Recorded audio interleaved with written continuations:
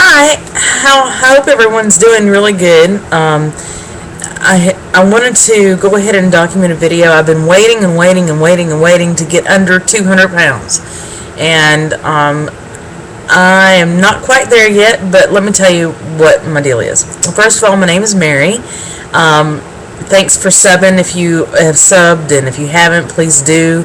And if you know anybody that needs help with the decision-making process on whether or not to have a gastric bypass and different things like that, please refer them to my page because I really want to help other people make the huge difference in their lives. Okay, I had my, well, let's just backtrack to January of 2010. In January of 2010, I weighed 298 pounds. You might as well say 300 pounds, but I know for a fact, on my personal scale, I weighed 298 pounds in the month of January. I had my weight loss surgery on September 22nd, 2010, which is almost 4 months ago. So I'm going to go ahead and call this my 4-month post-op video. On my surgery date of September 22nd, well, a week before, I weighed 260 pounds. I went to the doctor's office for my pre-op visit, and he weighed me in at 260 pounds. Went on the day of my surgery, I weighed considerably less, but I had taken the stuff that makes you get everything out of you, and I was really dehydrated, so I don't know if I want to go with that number surgery date. Well, so I'm going to start with 260 for my surgery date. And today I weigh 202 pounds. So I'm very excited about being 202 pounds. I cannot tell you how much I want to look at the scale and see 199, preferably 198, because 198 will give me a full 100 pounds gone in a year.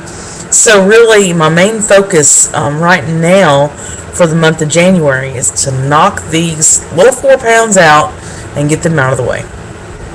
Okay, so that's some basic on me. Also, I was wearing clothes size 26, headed very easily to a 28, and now I'm wearing 18s very comfortably, and I think I'm going to go buy my first pair of 16s. I tried a pair of 16s on in the store the other day, and they fit. They were a little snug. I thought, oh, let me just get under 200 pounds, and I'll go buy these 16s. But I think I'm just going to get them, because my 18s, my butt's sagging. I have a lot of excess material. So, anyway. Excuse me, my nose is just itching. Okay, so I want to talk in this video about some problems and concerns that I'm having 4 months out of gastric bypass, and I want to tell you about what I'm going to do to fix those problems, and then set a list of about 6 goals for myself. And please comment, make any suggestions that you might have, any additions you might have, or whatever, questions or comments.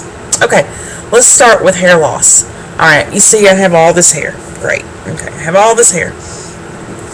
And if you watch my previous videos, it's definitely gotten a lot longer since then.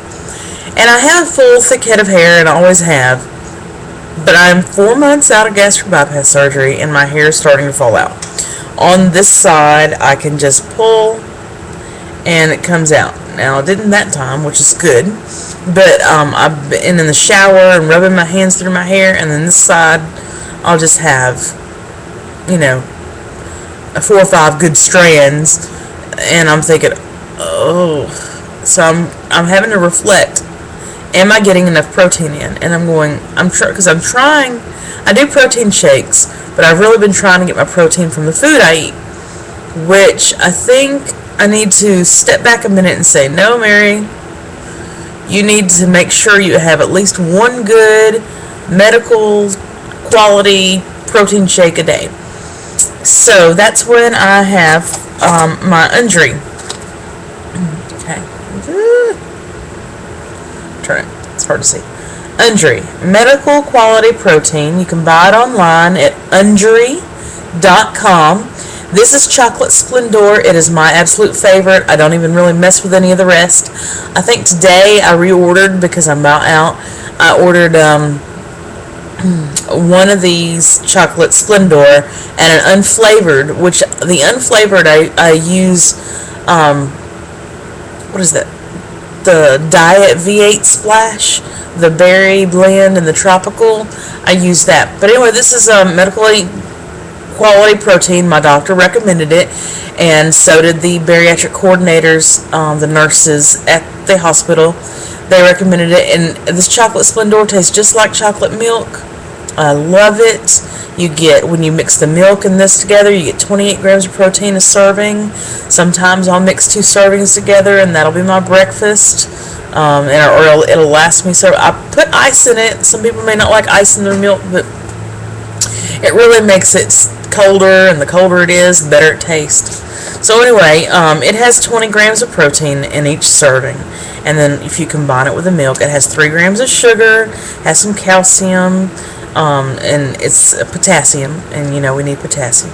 I know a lot of people say I need my potassium from my bananas, but anyway, so this is roux-en-y. It's what I love. I mix it in one of these berry blenders, or not berry blenders, but blender bottle. It has, see this little logo on it, that little spinny thing? There's a metal piece that you can put in there and shake it up. It's supposed to help blend things better. I just like the container. I don't use that. The roux-en-y, it blends very, very well. Blends very well. So I don't have a problem with that. Okay, so that's hair loss I'm a little worried about, but I think we'll be okay. Alright, I have incredibly itchy skin. My skin itches all over. It's not just my incision areas, it's my back. I itch, back of my legs, they itch. Could be eczema. Now, a lot of people say, well, maybe you're not hydrated enough. I drink all the time. So I don't know, but it's really kicked up since my gastric bypass surgery. I've always had it, but you know, you're fat and you sweat and you itch, you know. Well, I don't sweat as much as I used to in just normal movement because I don't have that insulation around me anymore. Matter of fact, I freeze. Ugh, it's cold all the time. In the winter, ugh, not happy. But, so I just wanted to share with you that I use the St. Ives oatmeal and shea butter for my wash, and I'm using cocoa butter and shea right now. You know, I have a doctor's appointment. Then the hydrocortisone cream. Those things are helping me out. But let me know if you have the same itchy skin problem, because it's driving me bazookas. I got it on my belly, I got it on my back, I got it on my hips, I got it on my back. It's just driving me nuts. Also, another thing, let's talk about excess skin. I've lost 100 pounds almost, and I have incredibly major excess skin underneath my arms. You can't see because I've got my clothes on, but I can just grab it. I mean, it's just gross. And I go to the gym and I do triceps. I do weightlifting classes, and in these weightlifting classes we do things like we take a barbell behind us, or not barbell, but a weight, and we do this a lot. And that helps, but it's not, my skin is having a hard time catching up with my weight loss in that area, and my thighs and my underarms are really bad. Before I had the gastric bypass surgery and I was really large and I had these big whelps of, like, I guess you'd say pimples underneath my arms. It's called hidradenitis suppurativa, something. You may have heard of it, you may have experienced it yourself. It happens with a lot of overweight folks. So I had to go to the doctor about that. I've been fussing about that a lot. I use this, can you see it? I use this Tom's, it's Crystal Confidence deodorant. It's not antiperspirant, so if you have problems under your arms, use deodorant only and not antiperspirant. I've tried lots of different kinds. Arm & Hammer does work. It has one. And then this one is Natural Care Tom's of Maine Citrus Zest. This has worked the best to roll on.